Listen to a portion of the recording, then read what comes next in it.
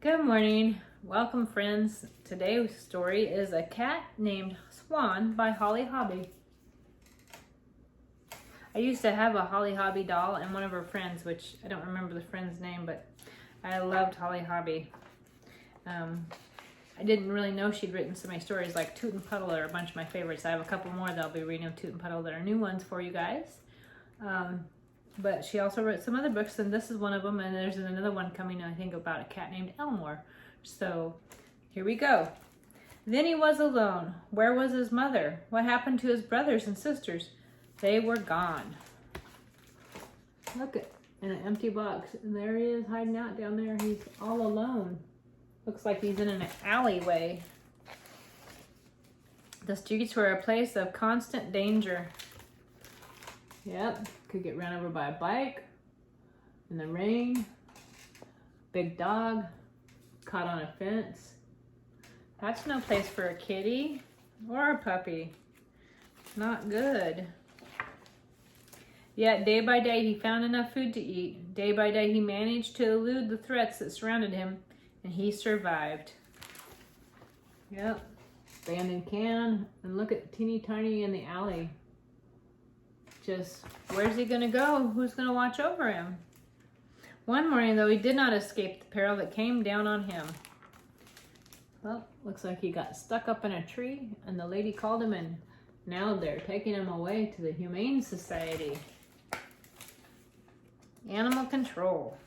Now there was food. Soon, when nothing harmed him or frightened him, he became less afraid. The new place was safe. Boredom was better than misery.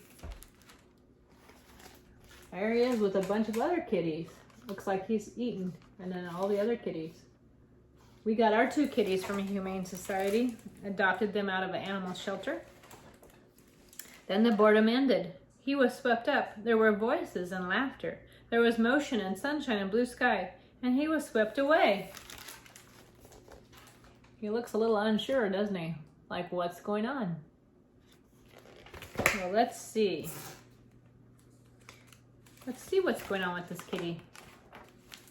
Day by day, he learned about his new surroundings. He learned about the people there, their comings and goings, and their voices and their touch. He learned that they'd given him a name, Swan. He learned about the dog, its bark and bluster. Day by day, he learned about being there. There's little Swan. And there's little Swan with the family, playing with toys. So now he is Swan. After many days had passed, he learned that the home was his house, and the yard was his yard. He learned that the people were his people, and he was theirs. He belonged to them, and they belonged to him. After many days had passed, he knew that the days would continue to come and go in the same way. Oh, look, there he is in the garden. Swan has a home now. Allison gave him breakfast in the kitchen before everyone else got up. Good morning, Swan. How are you today? Oh, what a nice boy you are. What a pretty boy. After breakfast, he bounded into the outdoors, if it wasn't raining or snowing, to make his usual rounds. Of the stone wall, the apple tree, and the garden. Bumblebees made him buzz with excitement, and butterflies made him soar. There's Allison giving him breakfast, and there he is in the garden,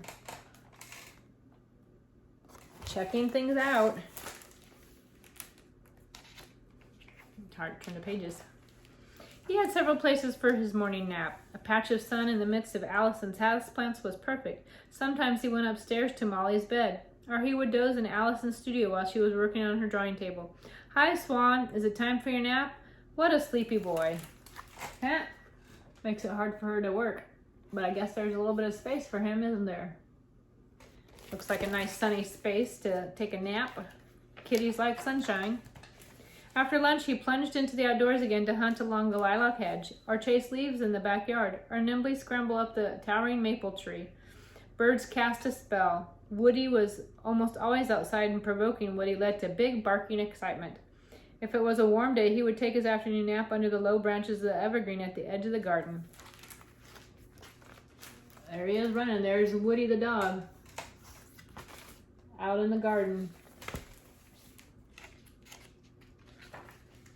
Everyone returned home at the end of the day like a surprise. Hi, Swanee, said Molly. What have you been doing all day? "There you all," said Bill. "Have you been taking good care of Allison?" "Does Swanee want Willie to pet him?" said Willie. "Oh, that feels good. What a lazy swan is he." There's everybody and Woody and Swanee coming for some pets and attention. Coming for their evening love. Molly usually gave him his evening meal. "Who's going to get fat?" said Molly. "Who's going to have a big belly?" He liked to lay under the table and listen while the family ate their dinner. He spent part of each evening thoroughly grooming himself.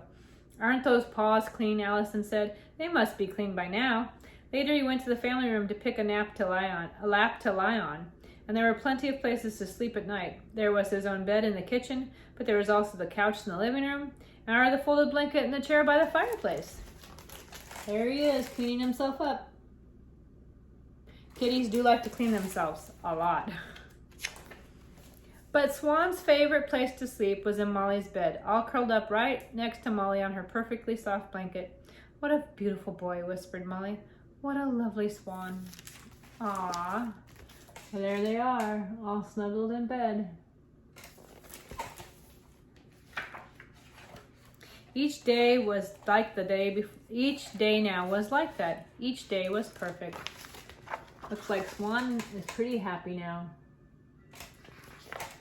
Well, if you don't have a pet and you can get a pet, I hope you go to the Humane Society or animal shelter where there's a lot of rescue shelters that are happy and have plenty of kitties and puppies, and that you can get one from there. Our puppy came from a rescue as well. That way they don't have to live forever in a shelter that's not a home, and then they can come live forever with you in your home, and you can love them and they can love you back. I would say that is a wonderful thing to do. And next week we'll have some more stories. We'll see what turns up because I have some new books coming that I'm excited to share with you. So if you like my channel, like, subscribe, come back and hear more stories. If there's a specific story you want to hear, write it in the comments with the name and the title. I'll see if I have it or if I can get it and read it. And I hope you enjoy the stories and maybe think about adopting your own little special pet. Doesn't have to be a kitty or a puppy. It could be a gerbil or a hamster or even a fish or maybe a lizard. You never know. Just have to go see what's there. And I hope you have a great day.